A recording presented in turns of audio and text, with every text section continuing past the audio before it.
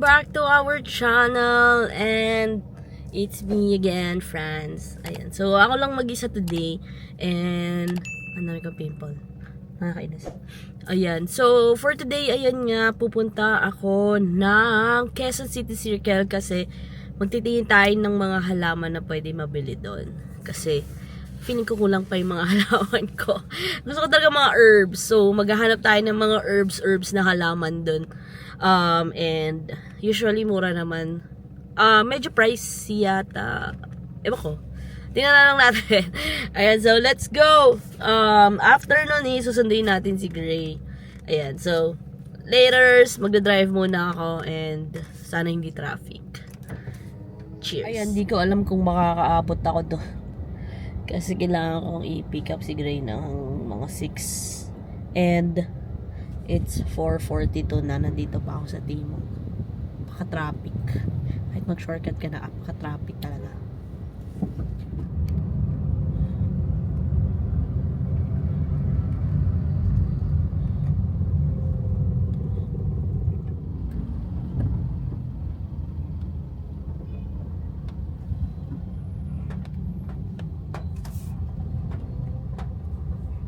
Tawang malala.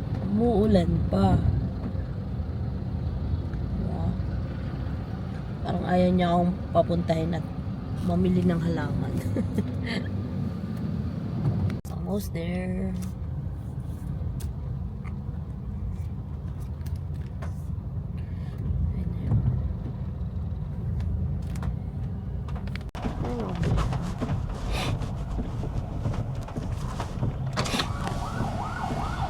Hello po. Good afternoon po.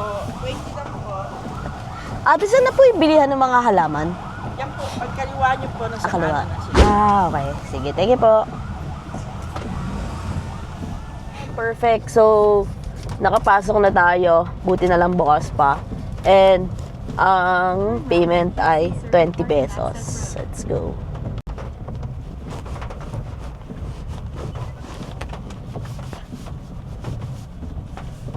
Tayo magpo-park. Right, and we are here now. Nakapark na ako. So, ang hirap kasi umuulan. Ang putik dito, sobra. Literal na maputik. So, saglit lang siguro tayo. And, syempre magsusundo pa tayo kay Gray. Kaya saglit lang tayo dito. Let's see kung ano na mabibili. Sana hindi ako madulas kasi madulasin ako. Ayan, let's go. Ayan, so ito yung mga halaman. Dati nandun sila sa may gitna ng pagpasok. Ngayon nandito na lang sila. Ayan. Tingnan natin ganun pwede nating mabili. Let's see.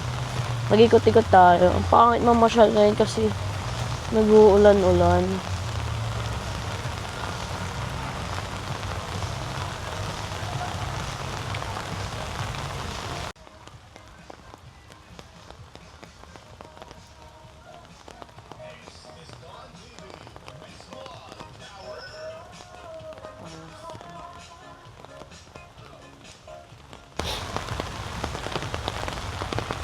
Ayan, so ang hirap mamasyal ngayon and mag-ikot-ikot dito.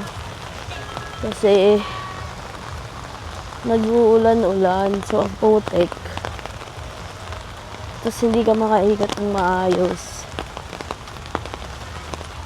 Wala pa akong makitang mga halaman. May nakita ko doon sa gitna, tingnan natin. And onti na lang sila ngayon dito. Ayan. So, dito sa part na to, more on halaman, mga flower. Yan ang mga flower.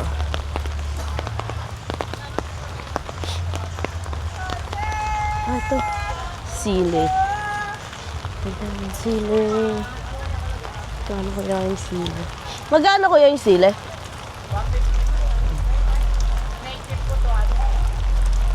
150. So, since may mga, ano na yun, may mga sili-sili na talaga is 150 pesos daw. For native is 200. So, tingnan natin yung nakita ko doon sa labas. May mga parang maliit lang sila doon eh. Katulad ng halaman at sa bahay. Ayan, so sila na rin natitira dito sa gitna. Dati kasi, ayan, dito sila dyan, sa buong yan, street na yan. Doon sila. Ayan. Ngayon, wala na sila dito. Ito na lang, konti na lang sila. So, tingnan natin kung mga halaman nila dito. Peppermint. Uy, ito. Magkano po yung coriander?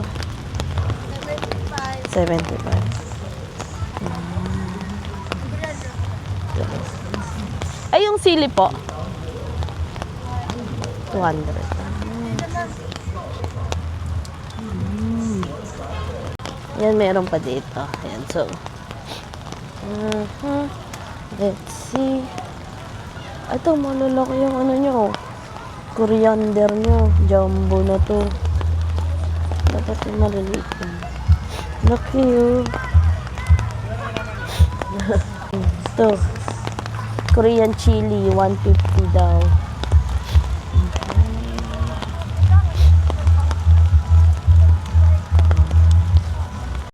Ayan, so may nakuha na ako. Ililipat ko na lang yung kotse dito kasi umulan talaga.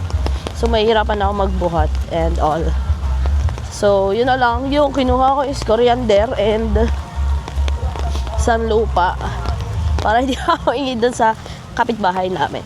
So, magtingin tayo ng mga seeds.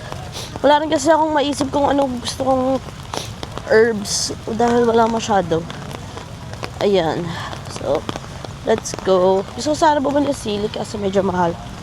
Sa 200 daw. Ayan. Ayan, magtingin tayo dito. Sa herbal and agri products. Meron daw mga seeds na dito.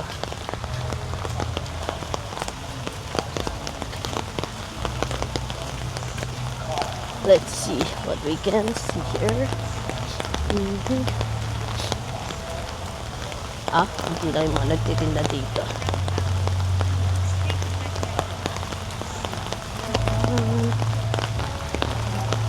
Konti na lang sila.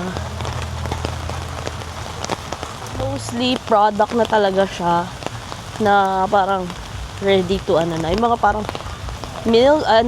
Mga ayan, yung mga green coffee and all, mga kakainin na like nuts. So, parang wala na sila yung mga itatanim pa. Hindi na sila yung itatanim. Ayan, so balik na lang tayo next time pag hindi na maulan. And, ayun. So, sana pagbalik natin is madami pa yung mga stores na open. Kasi right now is parang onti na lang talaga sila. Pero pwede pa rin mabili dito. So, meron pa pala dito sa mga gilid. Ano? Ayan, madami pa dyan. So, andito na ako sa may level up na KTV. Dito sa may malapit sa dating BIR. Malapit sa Clowns. Ayan, so, hihintayin ko na lang sila grade dito. Then, uwi na din, sibat na. Ayan, thank you guys for joining me sa pagpunta doon sa may circle para magtingin-tingin ng mga halaman. Ayan, so babalik tayo next time pag hindi na umuulan. Ayan, thank you guys for watching. See you sa next vlog. Bye!